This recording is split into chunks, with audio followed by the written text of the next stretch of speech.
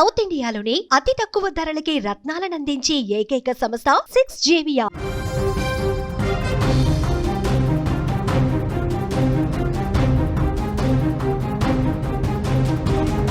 KPHB భార్యాభర్తల ఆత్మహత్యలో కీలక మలుపు చోటు చేసుకుంది. ఆత్మహత్య యత్నంలో భార్య యూటర్న్ తీసుకుంది. భర్తను చంపేసి బతికి బయటపడింది రమ్యకృష్ణ హత్య కేసు నమోదు చేశారు పోలీసులు. రమ్యకృష్ణ మీద భర్త చనిపోతున్నా చలించలేదు భార్య. 10 గంటల పాటు సైలెంట్గా ఉంది రమ్యకృష్ణ. అప్పుల బాధతోనే ఈ దారుణమా? దీని వెనకాల ఇంకే ఉంది? భార్య మాటలను పోలీసులు ఇంకా నమ్మడం లేదు. సాంకేతిక ఆధారాల మీద పోలీసులు ఫోకస్ పెంచారు. హైదరాబాద్లో సంచలనం సృష్టించిన భార్యాభర్తల కేసులో రోజుకొక కొత్త ట్విస్ట్ బయటకు వస్తోంది. కేపీహెచ్బీ పోలీసులు జరుపుతున్నటువంటి దర్యాప్తులో అనేక అనుమానాలు, విస్తుపోయే వాస్తవాలు ఇప్పుడు బయటకు వస్తున్నాయి. 3 రోజుల క్రితం ఒక విషాద ఘటన ఆత్మహత్యాయత్నంగా మొదలైనటువంటి ఈ కేసు ఒక మిస్టరీగా ఇప్పుడు తయారైంది. అప్పుల బాధలు తట్టుకోలేక కత్తితో గొంతు కోసుకున్న ఈ దంపతుల కథలో భర్త మరణానికి భార్యే కారణమనే అనుమానాలు బలపడుతున్నాయి. అయితే ఈ కేసులో పోలీసులు అనేక కోణాల దర్యాప్తు చేస్తున్నారు. భర్త రామకృష్ణారెడ్డిని చంపిన తర్వాత భార్య రమ్యకృష్ణ ఎందుకు ఆత్మహత్య చేసుకోలేదు అనేది ప్రధాన ప్రశ్న. ఇద్దరు కలిసి ఆత్మహత్య చేసుకోవాలని నిర్ణయించుకున్నప్పటికీ భర్త మరణించిన తర్వాత ఆమె తన నిర్ణయాన్ని మార్చుకోవటం వెనుక ఏదైనా కారణం ఉందా అనే కోణంలో పోలీసులు కూపీలాగుతున్నారు. భర్త ప్రాణాలు గాల్లో ఒకవైపు కలిసిపోతుంటే అంబులెన్స్కు ఫోన్ చేయకపోవటం, పోలీసులకు సమాచారం ఇవ్వకపోవటం అనేక అనుమానాలకు తావిస్తున్న పరిస్థితుంది. ఈ ఘటన జరిగిన తర్వాత పోలీసులు అక్కడికి వచ్చారు. ఆ ఘటన స్థలాన్ని పరిశీలించారు. భార్యని క్వశ్చన్ చేశారు. ఏం జరిగింది అని అడిగినప్పుడు, మేము ఆత్మహత్య చేసుకోవాలనుకున్నాం, అప్పుల బాధ ఎక్కువైపోయింది, బతకడమే కష్టమైపోయింది, ఇక చచ్చిపోదాం అని చెప్పి నిర్ణయించుకుని మేము ఈ పని చేశాము. నేనే నా భర్త గొంతు కోశాను, తర్వాత నేను కూడా చచ్చిపోదాం అనుకున్నాను, కానీ నాకు ధైర్యం సరిపోలేదు. నా భర్త చనిపోయాడు, నేను కూడా చనిపోదాం అనుకునే సమయానికి నాకు ధైర్యం సరిపోలేదు.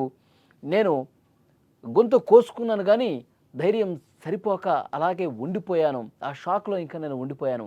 నా భర్త చనిపోయాడని చెప్పి ఆమె పోలీసులకు చెప్పింది. కానీ పోలీసులు ఇంకా ఈ విషయాన్ని నమ్మటం లేదు. దీని వెనకాల ఇంకో ఏదో రీజన్ ఉంది.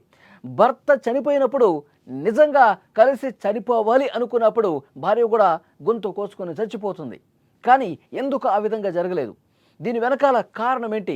భర్త కొన ఊపిరితో కొట్టుమిట్టాడుతున్న సమయంలో కూడా ఓకే, తను యూటర్న్ తీసుకుంది, తను చనిపోవద్దు అనుకుంది. మరి భర్త గొంతు కోసినప్పుడు తను ఆ రక్తపు మడుగులో పడి కొన ఊపిరితో ఉన్నప్పుడు కనీసం బతికించాలన్న ఆలోచన రావాలి కదా, కనీసం అంబులెన్స్కి ఫోన్ చేయాలన్నటువంటి ఆలోచన రావాలి కదా, తర్వాత పోలీసులు కంప్లైంట్ చేయాలన్నటువంటి ఆలోచన రావాలి కదా.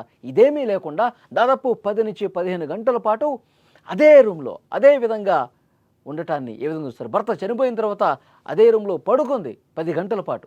అంటే దీని వెనకాల ఏంటి రీజన్? అంటే ముందే ఒక ప్లాన్ ఏమన్నా వీళ్ళు గీసుకుందా? భార్య రమ్యకృష్ణ ముందు ఒక ప్లాన్ ప్రకారం ఆత్మహత్య వైపు భర్తను కూడా నడిపించి ఆ తర్వాత తను చనిపోయాక యూటర్న్ తీసుకుందామని ముందే ఒక ప్లాన్ అనుకుందా? దాంట్లో భాగంగానే ఈ వ్యవహారం మొత్తం నడిపించిందా? అప్పుల బాధ కాదు, అసలు వేరేమీ ఏవీ కాకుండా ఒక కొత్త కోణం ఏమైనా ఉందా? దాంతోనే ఈ విధంగా చేసిందా? పోలీసులు ఈ కోణాల్లో కూడా దర్యాప్తు చేస్తున్నటువంటి పరిస్థితి ఉంది. ప్రస్తుతం ఆమెకు సంబంధించిన కాల్ డేటా కావచ్చు, ఆమె గత కొన్ని రోజులుగా ఎవరెవరితో మాట్లాడారు, ఆమె కదలికలు గత కొన్ని రోజులుగా ఏ విధంగా ఉన్నాయి అన్నీ కూడా క్షుణ్ణంగా పరిశీలిస్తూ ఉన్నారు. వేరే కోణాలు ఏమైనా ఉన్నాయా ఈ కేసులో ఆరా తీస్తున్నటువంటి పరిస్థితి ఉంది. 4 రోజుల క్రితం జరిగినటువంటి ఈ ఘటన హైదరాబాదులో సంచలనం సృష్టించిన పరిస్థితి. భర్తను దారుణంగా కత్తితో గొంతు కోసి చంపేసి తాను కూడా గొంతు కోసుకున్నట్టు ఏమైనా నటించిందా అన్న కోణంలో దర్యాప్తు చేస్తున్నటువంటి పరిస్థితి ఉంది. కానీ ఇంకా పోలీసులు మేము పూర్తిగా దర్యాప్తు పూర్తయిన తర్వాత అన్ని విషయాలు బయటకు చెబుతాము అని చెప్తా ఉన్నారు. కానీ ఇంకా లోతుగా ఇన్వెస్టిగేట్ చేయాల్సినటువంటి అవసరం ఉందని చెప్తున్నారు. భార్య రమ్యకృష్ణ ఫ్రెండ్స్ ఎవరైతే ఉన్నారో వాళ్ళని విచారిస్తూ ఉన్నారు. అలాగే రమ్యకృష్ణకి సంబంధించిన బంధువులు ఎవరైతే ఉన్నారో వాళ్ళని ప్రశ్నిస్తున్నారు. ఆ ఇంటి చుట్టుపక్కల ఎవరైతే ఉన్నారో రామకృష్ణారెడ్డి సన్నిహితంగా మెలిగేవారు ఎవరైతే ఉన్నారో రామకృష్ణారెడ్డి ఫ్రెండ్స్ కావచ్చు, వాళ్ళ కుటుంబ సభ్యులు కావచ్చు, అన్నీ ఆరా తీస్తున్నారు. ఇద్దరి ఫోన్లు చెక్ చేస్తున్నారు. ఫోన్లో ఉన్న డేటా కూడా పరిశీలిస్తూ ఉన్నారు. ఇంకా ఏదో రీజన్ ఉంది అని చెప్పి పోలీసులు చాలా బలంగా నమ్ముతున్నటువంటి పరిస్థితి ఉంది. వేరే కారణం ఏదో ఉంది అని చెప్పి పోలీసులు ఇంకా ఆ కోణంలో దర్యాప్తు చేస్తున్న పరిస్థితి ఉంది. సో డెఫినెట్గా ఇవన్నీ కూడా బయటకు రావాల్సినటువంటి అవసరం ఉంది. ఇంకా ఆసుపత్రుల్లోనే ఉంది. స్వల్ప గాయాలతో బయటపడ్డ భార్య రమకృష్ణ ఆసుపత్రిలో చికిత్స తీసుకుంటోంది. ఆమె మీద అనుమానం ఉన్న నేపథ్యంలో భర్తను చంపింది కాబట్టి హత్య కేసు ఆమె మీద నమోదయ్యే అవకాశం కనిపిస్తుంది. ఇంకా ఆధారాలు కూడా పూర్తిగా సంపాదించే పనిలో పోలీసులు ఉన్నారు.